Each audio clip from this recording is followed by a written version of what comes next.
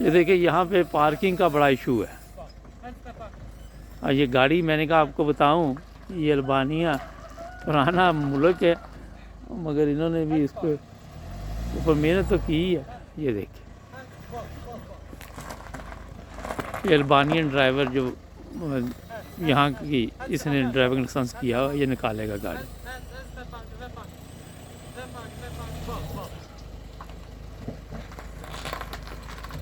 ये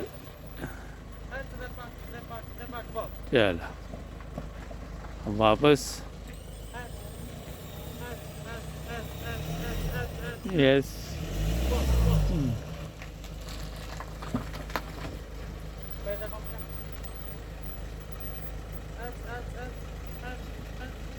ये अल्बानियन ज़बान में बता रहा है, आपको समझ आ रही है? कह रहा थोड़ी आगे करे, थोड़ी सी इधर करे उधर करे, ये तो सबको पता चल जाए।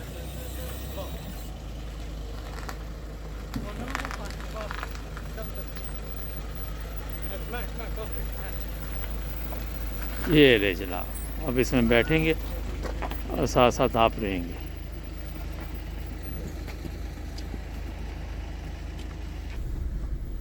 ये ले जी।